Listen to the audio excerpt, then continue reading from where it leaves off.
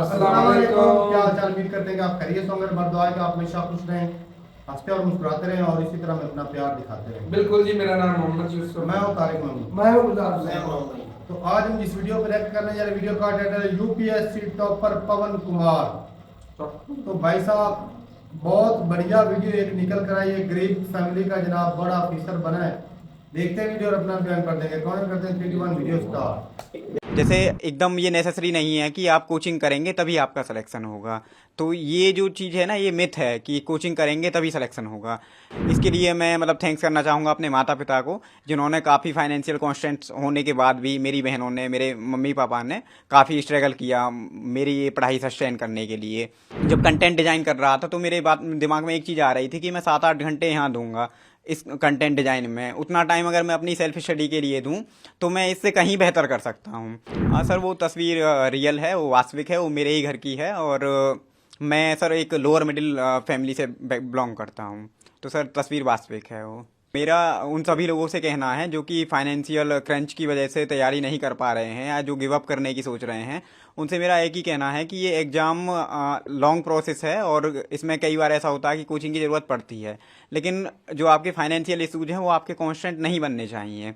आप इसके लिए कई तरह से चीज़ें कर सकते हैं। जैसे एकदम ये नेसेसरी नहीं है कि आप कोचिंग करेंगे तभी आपका सिलेक्शन होगा। तो ये जो चीज़ है ना, ये मिथ है कि कोचिंग करेंगे तभी सिलेक्शन होगा। सेल्फ स्टडी बहुत बड़ा एरिया है और सेल्फ स्टडी पर रिलाई करना होगा। जो कोचिंग करते हैं उनका भी यही रहता है कि 30% उनकी कोचिंग है, बाकी 70% उनको अपनी जो सेल्फ स्टडी है उस पर रिलाई करना रहता है। और दूसरा चीज़, आप जैसे एक पार्ट टाइम जॉब भी कर सकते हैं। मेरे केस में तो ऐसी नौबत नहीं आई कि मैंने पार्ट टाइम जॉब मुझे करनी पड़ी हो। इसके लिए मैं मतलब थैंक्स करना चाहूँगा अपने माता पिता को, जिन्होंने काफ़ी फाइनेंशियल कॉन्स्टेंट्स होने के बाद भी मेरी बहनों ने, मेरे मम्मी पापा ने काफ़ी स्ट्रगल किया मेरी ये पढ़ाई सस्टेन करने के लिए। और पर्टिकुलरली इस केस में कि मेरा 2 अटैम्प्ट में नहीं हुआ था, ये मेरा 3rd अटैम्प्ट है। इसके बाद भी मुझे दिल्ली जैसे शहर में स्टे कराना और कॉन्स्टेंटली मुझे सपोर्ट करना, ये अपने आप में बड़ी बात थी। इसके अलावा मेरे दोस्त हैं जो हमेशा मेरे साथ खड़े रहे। मेरे मामा जी हैं, मेरी मौसी हैं, जिन्होंने मुझे सपोर्ट किया। मैं एक दोस्त का स्पेशल मेंशन करना चाहूँगा। मेरी दोस्त हैं प्रियंका, जो कि मेरी बैचमेट भी हैं। उन्होंने मुझे हमेशा हेल्प की है। तो फाइनेंशियल रीजंस आपके कांस्टेंट नहीं बनने चाहिए। आप ड्रीम एस्पायर करो और इन ड्रीम्स को ट्रू करने के लिए आप मेहनत करो। और जो फाइनेंशियल कांस्टेंट्स हैं उनको उनको ओवरकम करने के लिए आप कई सारी चीज़ें, आप अपने दोस्तों की हेल्प ले सकते हैं। जैसे कई बार आपको ज़रूरत है, कोई टॉपिक आपको समझ में नहीं आ रहा है, तो कोचिंग के बजाय आप अपने उन दोस्तों से संपर्क करें जो उस चीज़ के बारे में जान रहे होते हैं। आप उनकी हेल्प ले सकते हैं। जैसे आपने अभी मेंशन किया कि आपका तीसरा अटेम्प्ट है जी और इतनी फाइनेंशियल हार्डशिप आपके साथ है। आपके घर की एक फोटो ट्विटर पे आज ट्रेंड कर रही थी, बहुत बड़े अधिकारियों ने उसे पोस्ट किया था। जी। तो पहले और दूसरे अटेम्प्ट में आपकी असफलता के बाद आपके क्या विचार आए? कभी आपने गिव अप करने के बारे में सोचा या कोई एक्स्ट्रा सोर्स ऑफ इनकम के बारे में कुछ सोचा था? जी। सर, मेरा जो पहला अटेम्प्ट था वो मैं उसमें फुली प्रिपेयर्ड नहीं था, वो मैंने बस दे दिया था। तो उसमें मेरा प्रीलिम्स भी नहीं हो पाया था। लेकिन मेरा जो सेकंड अटेम्प्ट था उसमें मेरा प्रीलिम्स हुआ, मैंने मेंस लिखा, लेकिन मैं इंटरव्यू के लिए क्वालिफाई नहीं कर पाया।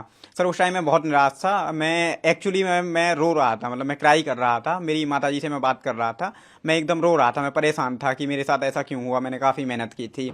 तो उस टाइम मेरी माताजी ने मेरी हिम्मत बढ़ाई कि कोई बात नहीं, इस बार नहीं हुआ, अगली बार आपका पक्का होगा। आपकी मेहनत अच्छी है, आप अच्छी मेहनत कर रहे हैं और हमको भरोसा है कि आप तैयारी कीजिए, हम आपके साथ हैं। तो मेरी माताजी ने उस टाइम मेरी हौसला अफजाई की। उसके बाद में फिर मैंने इवेलुएट किया अपने आप को कि कहाँ पे कमियाँ रही हैं। इस दौरान कई बार ऐसी सिचुएशन आई जहां मुझे लगा कि अब मतलब फाइनेंशियल डिफ़िकल्टीज काफ़ी ज़्यादा हो रही हैं। तो बीच में मेरे मन में ख्याल आया कि मैं क्यों ना कुछ पार्ट टाइम कहीं कंटेंट राइटर की जॉब कर लूं। इसके लिए मैंने एक संस्थान में एक दिन में गया अभी, वहाँ पे जाके मैंने कंटेंट राइटिंग के लिए एक दिन मैं वहाँ पे ज्वाइन किया। तो मुझे एहसास हुआ कि मैं 7 से 8 घंटे वहाँ पे दूंगा, उसके बदले में वो अराउंड 500 मुझे पर डे पे करने के लिए बोल रहे थे।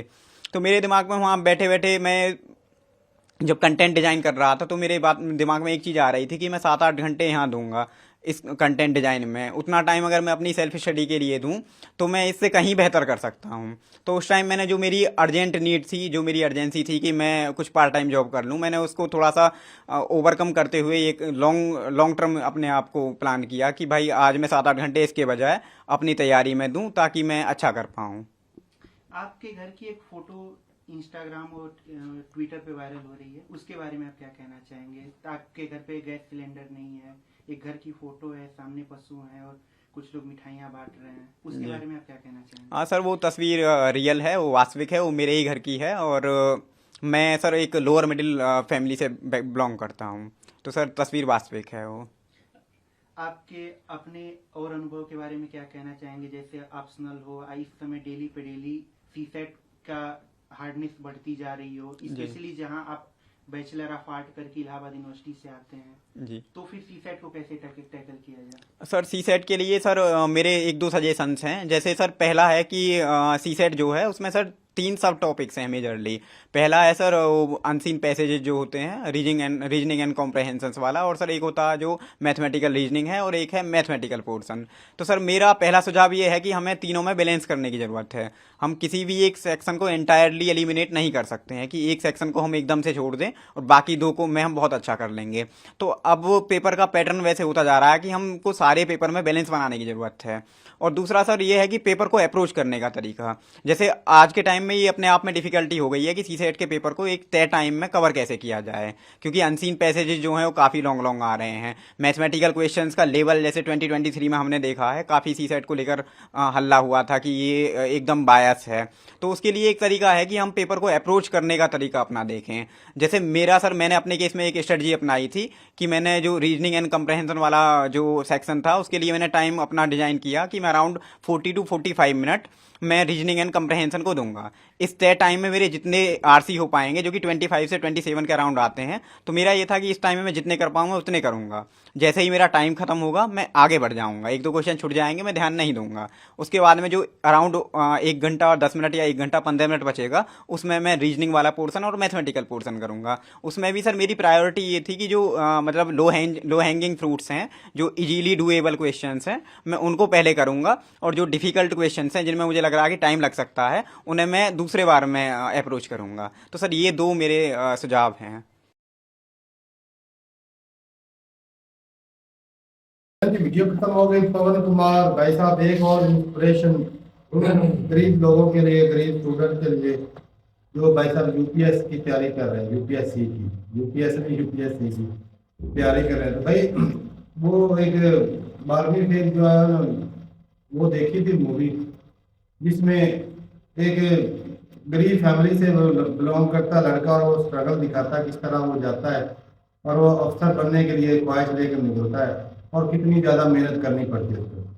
साथ दे भाई साहब के हाँ, इंडिया की बात करें ना, बहुत सारे लाखों की तादाद में, 90 करोड़ों की तादाद अक्सर जो स्टूडेंट यूपीएससी की तैयारी कर रहे हैं, और कहीं खुदकुशी भी कर लेते हैं भाई, एक बार अटैम्प्ट नहीं कर पाते, क्योंकि भाई घर वाले उनको सपोर्ट कर रहे थे, वो अपने मेहनत करने जाते हैं अफसर बनने के लिए, वो इतना खर्चा करने के बावजूद भी कुछ कर नहीं पाते।